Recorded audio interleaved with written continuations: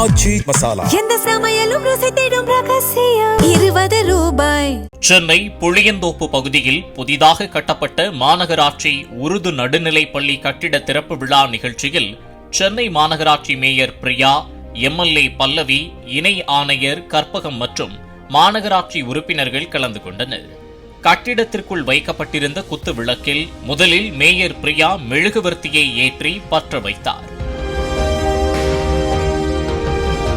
இரண்டாவதாக அருகில் நின்ற எம்எல்ஏ பல்லவி மெழுகுவர்த்தியை ஏற்ற கையை நீட்டினார்.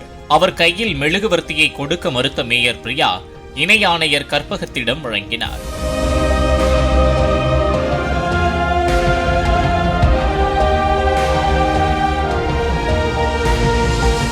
இதனால் உடனடியாக அந்த இடத்திலிருந்து எம்எல்ஏ பல்லவி வெளியேறினார்.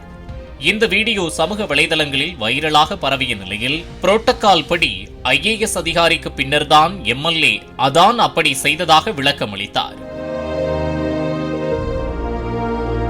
இதுகுறித்து பேசிய எம்எல்ஏ பல்லவி, மேயர் பிரியா பங்கேற்பதாக இல்லை என்பதால் பள்ளி தலைமை ஆசிரியை தன்னை அழைத்ததாகவும் தான் வருவதை அறிந்து கொண்டு மேயர் பிரியா அவசரமாக அங்கு வந்து தன்னை குத்துவிளக்கு ஏற்ற விடாமல் தடுத்ததாகவும் தான் பொறுமை காத்ததாகவும் தெரிவித்தார். இந்த விவகாரம் பரபரப்பை ஏற்படுத்திய நிலையில் இதுகுறித்து எம்எல்ஏ பல்லவி சட்டப்பேரவைத் தலைவர் ஜேசிடி பிரபாகரிடம் மனு அளித்தார். இந்நிலையில் புரோட்டோகால் விவகாரம் குறித்து சட்டமன்றத்தில் சபாநாயகர் விளக்கம் அளித்தார்.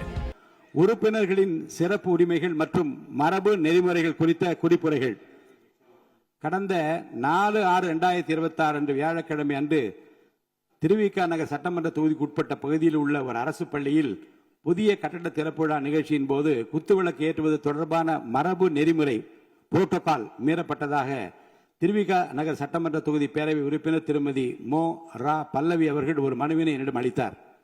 அந்த மனுவினை நான் நன்கு படித்து பார்த்து ஆய்வு செய்தேன். அது குறித்த சில கருத்துக்களையும் அறிவுறுத்தல்களையும் நான் இங்கு குறிப்பிட விரும்புகிறேன்.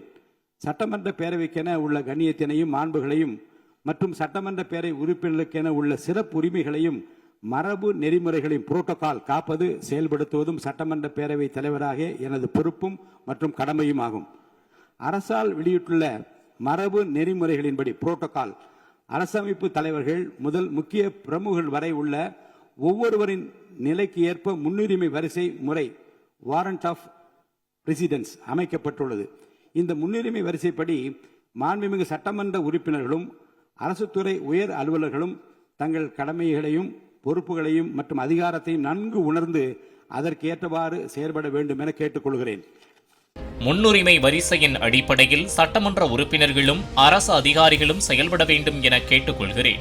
எம்எல்ஏ பல்லவி கொடுத்த மனு மீது மேல் நடவடிக்கை தேவையில்லை என கருதுகிறேன் என கூறிய சபாநாயகர், அனைத்து உள்ளாட்சி அமைப்புகளிலும் மாவட்ட நிர்வாகம் சார்பில் நடத்தப்படும் அரசு விழாக்களிலும் சட்டமன்ற உறுப்பினர்களுக்கு முறையான அழைப்பு விடுக்கப்பட்டு அவர்களுக்கான சிறப்பு உரிமைகளை மரபு நெறிமுறைகளையும் பின்பற்ற வேண்டும் என தலைமை செயலாளர் அறிவுறுத்த வேண்டும் என உத்தரவிடுகிறேன் என்றும் தெரிவித்தார். திருவிக நகர் தொகுதியில் அந்த பள்ளி கட்ட திறப்பு விழா நிகழ்ச்சி நடைபெற்ற நிகழ்வு மரபு நெறிமுறை குறித்த புரிதல் இல்லாமல் தெரிந்தோ தெரியாமலோ அல்லது அறிந்தோ அறியாமலோ நடந்த அந்த நிகழ்வு இனி வரும் காலங்களில் தொடராது என நம்புகிறேன். அதனால் அந்த மனுவின் மீது மேல் நடவடிக்கை தேவையில்லை என கருதுகிறேன். உரிமை மீறல் குழுவுக்கு அனுப்புவதோ வேறு வகையில் நடவடிக்கை எடுப்பதோ தேவையில்லை என்று கருதுகிறேன். மேலும் ஒவ்வொரு மாவட்டத்திலும் உள்ள ஊராட்சி, பேரூராட்சி, நகராட்சி மற்றும் மாநகராட்சி உள்ளிட்ட அனைத்து உள்ளாட்சி அமைப்புகளிலும் மற்றும் மாவட்டத்தில் நடைபெறும் அனைத்து அரசு நிகழ்வுகளிலும் மரபு நெறிமுறைப்படி அந்த தொகுதியை சார்ந்த சட்டமன்ற உறுப்பினர்களுக்கு முறையாக அழைப்பு விடுக்கப்பட்டு சட்டமன்ற உறுப்பினர்களின் சிறப்பு உரிமைகள் மற்றும் மரபு நெறிமுறைகளை கடைபிடிக்க நகராட்சி மற்றும் மாநகராட்சி ஆணையர் உள்ளிட்ட அனைத்து உள்ளாட்சி அமைப்புகளை சார்ந்த அலுவலர்களுக்கும் அனைத்து மாவட்ட ஆட்சித் தலைவர்களுக்கும் உரிய அறிவுறுத்தல்களை வழங்குமாறு மதிப்புக்குரிய அரசு தலைமைச் செயலாளர் அவர்களுக்கு உத்தரவிடுகிறேன்.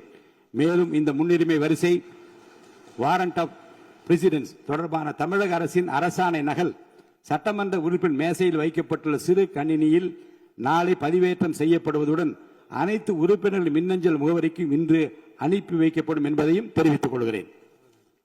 இருவரில் யாருக்கும் சாதகமாகவும் பாதகமாகவும் இல்லாதபடி சபாநாயகர் இந்த பஞ்சாயத்திற்கு தீர்ப்பு வழங்கினார் என்பது குறிப்பிடத்தக்கது.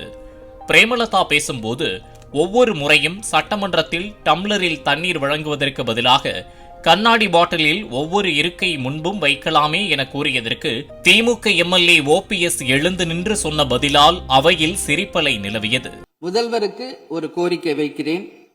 இங்கு நான் சட்டமன்றத்திற்கு வந்த நாட்களில் இருந்து அவை பணியாளர்கள் எல்லாருக்கும் இது மாதிரி ஒரு டம்ளர்ல ஒவ்வொரு இடமா போய் தண்ணி கொடுத்துக்கிட்டு இருக்காங்க. இன்னைக்கு நம்ம ரொம்ப அட்வான்ஸ்டா போயிட்டு இருக்கோம். இன்னும் ஸ்டில் அந்த ஓல்டு மாதிரி போயிட்டு இருக்கு. அடுத்ததுங்க, இது மாதிரி கொடுக்கறது ஒன்லி கிளீன்லினஸ் ஒண்ணு. அவை பணியாளர்களுக்கு நிறைய வேலை இருக்கு. ஒவ்வொரு டேபிளா அவங்க தவழ்ந்து கொடுக்கறது நமக்கே பார்க்கறதுக்கு ஒரு மாதிரி இருக்கு. ஸோ சிஎம்க்கு ஒரு ரெக்வெஸ்ட், பெட் பாட்டில்ஸ்ல ஒவ்வொரு டேபிள்லயுமே பாட்டில்ஸ் நீங்க குடி தண்ணீர் வச்சிடலாம். குடிச்சிட்டு அவங்கவுங்க இடத்துல அவங்கவுங்க வச்சிட போறாங்க. இதனால கவர்மெண்ட்டுக்கு எக்ஸ்ட்ரா செலவும் ஒன்றும் வரப்போறது இல்லை. அவங்கவுங்க இடத்துல வச்சிடலாம் அப்படின்ற என் கருத்தை நான் சொல்றேன். ஏன்னா இது டம்ளர்ல கொடுக்கறதும் அது மறுபடியும் கேட்கறதும் அவங்க வருவதும் அவங்களுக்கு நிறைய பணிகள். அது பதில் ஒவ்வொரு சீட்ல ஒரு பெட் பாட்டில்ஸ் மாதிரி கண்ணாடி பாட்டில்ல வாட்டர் வச்சுட்டா அவங்களுக்கு தேவைக்கு எடுத்துட்டு கொடுத்துடலாம். ஸோ இது பிறந்த நாள்ல முதலமைச்சருக்கு ஒரு கோரிக்கை வைக்கிறேன். அதுக்கு நாம நெகிழியில வேண்டாம், பிளாஸ்டிக் பாட்டில்ஸ் நம்ம அலோவ் பண்ண வேண்டாம், கண்ணாடி பாட்டில்ல நம்ம வைக்கலாம்.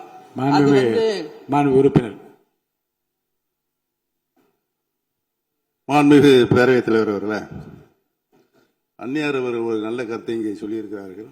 அந்த கருத்து ஏற்புடையது அல்ல என்பதை நான் தெரிவித்துக் கொள்ள கடமைப்பட்டிருக்கிறேன். என்ற கோபம் வந்தால் தண்ணி பல்லை கொண்டிருக்க வாய்ப்பு இருக்கிறது.